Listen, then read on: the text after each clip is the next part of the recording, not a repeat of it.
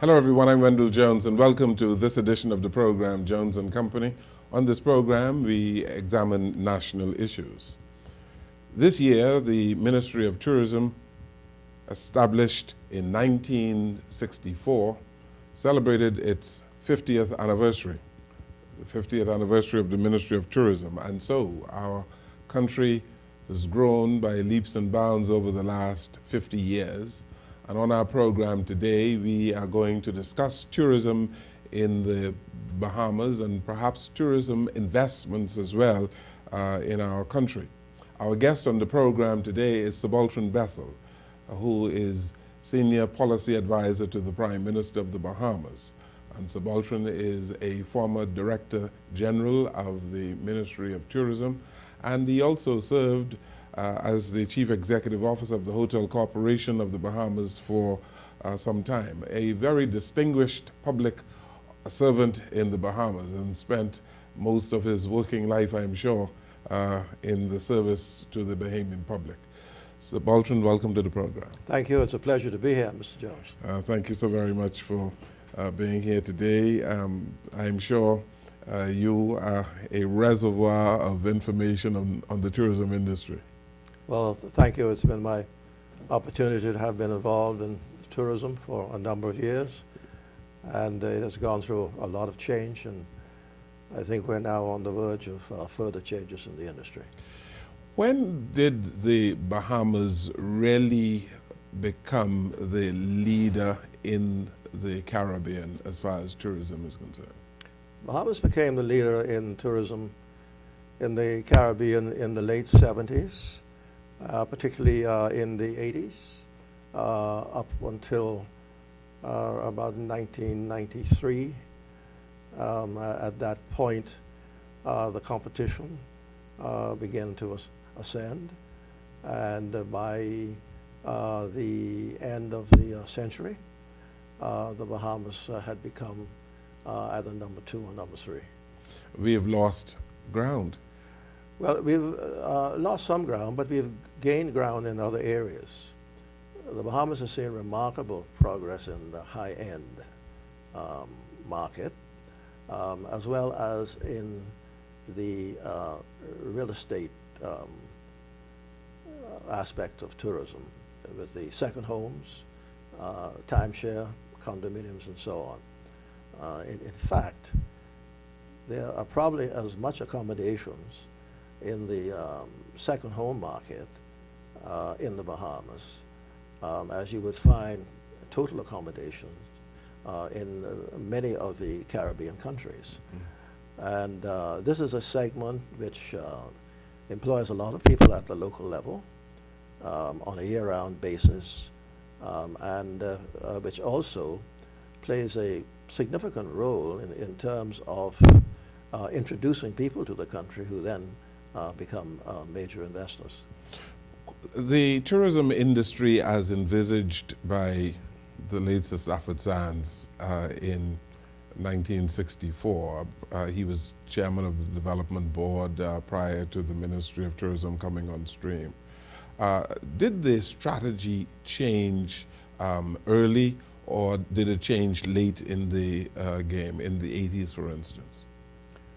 The strategy has changed from time to time. The vehicle that you use today in terms of going after visitors has been expanded greatly. More is done with the social media, with high-profile events, than would have been the case back in Sir Stafford Sands' day, or in the first term in office of Sir Clement. And of course, I had the opportunity of working with Sir Clement, also with Sir Lyndon and the present Prime Minister, as well as the late Honorable Livingston Coakley in these areas.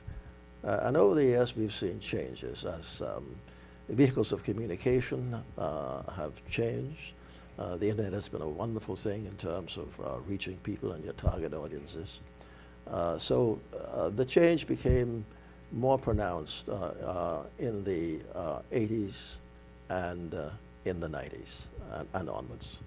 The cruise ship industry, Sir Baltron, must have had a major impact on tourism in the Bahamas and on the quality of tourists that came to our shores.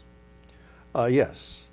The tourism phenomenon in the Bahamas isn't going to go away because of our proximity to the United States.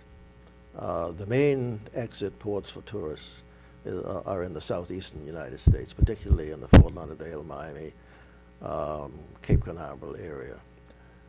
With the high cost of fuel, the Bahamas is a convenient stop and offers a number of destinations within this country. There's, of course, New Providence and Freeport. Then you have numerous points in the Family Islands, which offers a product which is very close to nature. And whereas New Providence and Grand Bahama would represent more activities, they collectively provide a product that cruise passengers are attracted to. So that has been a development of the cruise industry, not so much of the Bahamas going after it, although we did go after it. But this happened naturally because of proximity and because of our excellent features for cruise passengers. Given the expansive nature of the Bahamas, the 100,000 square miles that we have, we are perhaps one of the largest countries in the region, and our proximity to the United States of America. Have we done an admirable job in tourism development and in taking the advantage that we should have taken of the industry itself? We have done a reasonable job. However, where we have fallen down, we rested on our laurels in that the product in many areas has become tired and not as attractive as it might be. Again, I go back to what we said earlier. With the high-end and high-end resorts, we've done well. But in terms of public offerings in the metropolitan areas, we have not created sufficiently good a mousetrap to attract and to increase the spend. And this is where the Bahamas must now focus a great deal more of attention. Personally, I am of the opinion that we have reached the point in our development where the private sector should be doing more and more of the marketing to the customer, and the government doing more with regard to the infrastructure and with creating and encouraging our entrepreneurs. And this is a direction which I think we're going to have to go. There's some studies being done on that now, and we expect the Prime Minister has been a proponent of this, and we've been doing some studies with PricewaterhouseCoopers. We've been talking with the industry and with the stakeholders, the Ministry of Tourism. Of course, the Ministry of Tourism will continue to lead the way, but it's going to be more and more important that we place more emphasis on the product, on developing entrepreneurs, and of making Bahamians owners of the industry. So the strategy of the Ministry of Tourism will change, you think? It will change as we move along. You will notice that the minister is putting lots of attention now on groups, high-profile events, and so on. And this is where we're going to be going. At the same time, the government has been focusing on the developing of new destinations, of each island becoming destinations. So what this calls for, it calls for more infrastructure. It calls for infrastructure in airports. It calls for creating historical and other cultural features which are going to provide things for people to do and to enjoy while they also find added accommodations. There are many musicians, for instance, Sir Baltron, who bemoan that they are not factored in the industry as they were in the 50s and 60s. That entertainment component is not what it should be, and perhaps lacking. Yes, and here again, the Prime Minister has seized the initiative with this, and it has to be multifaceted.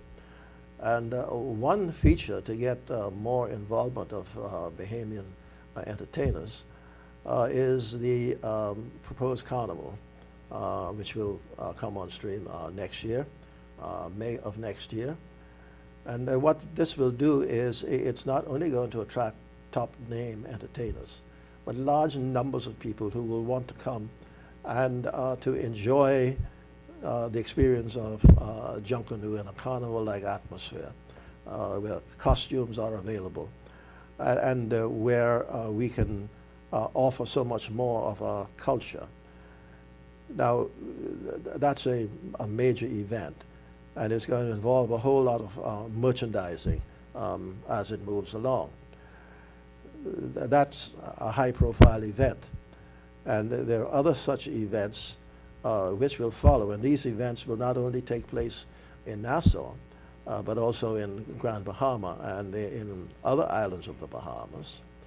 And then once there's been a taste of our culture, I think that we can then find that the individual musicians and groups will be more integrated into the tourism product than it is at the present time. You seem to be suggesting that there's some re-engineering of the tourism industry going on right now. Yes, it is going on. Not a great deal is being said about it, but it's going on. In the same way the government has been going out at fiscal reform, it's also been going at reform in areas like tourism and also in the agricultural and marine sciences sector, as with BAMSI. All of these are part of an overall strategy to bring about greater economic activity, greater involvement with bringing what we call in the industry socio-cultural tourism to the fore, both at the ground level, the individual level, as well as using it in a mass way to pull in groups. You refer back to the cruise industry and so on. There's a lot of potential out there that we're not realizing. The average cruise passenger spends on average less than $100. But if we are able to offer these destination experiences and provide more for them to do, and more things of a Bahamian nature, we can get that spend up to $200-300, and it would certainly impact us on a yearly basis. It would increase our tourism spend by $2 to $3 billion a year. What do you say to that Bahamian who suggests to you that we are not taking advantage of our proximity to the United States of America? Given where we are situated geographically, there's a view that we should have done better in tourism, that the spend should have been much higher than it is. Yes. To do that, that also involves another strategy, which the government is looking at and seeking to implement, and that is to provide more airlift from points other than South Florida, so that we not only have more airlift, but we also get the air cost component down. Today's consumer doesn't mind spending on value, but whether you're wealthy or whether you're in the middle class, you're not prepared to spend these exorbitant amounts of money on airfares to come to a destination. You look for value in the air component. And as far as the Bahamas is concerned, we're right on the doorsteps of Florida. But on certain days, if you want to get a ticket between Nassau and Florida, you're going to pay $600–700 for it. So we've got to work at that to get it down. And it comes to the how we do this. We've got to reinvent Bahamas Air into a carrier that provides a lot of this lift from short haul and medium haul destinations. And so that is another matter component that we're looking at, not only in terms of what this will do for tourism, but also open other opportunities of trade. Sir Baltron, let's take a break here on the program. We are speaking with Sir Baltron Bethel, the Senior Policy Advisor to the Prime Minister on tourism matters. We take this break, we'll come right back.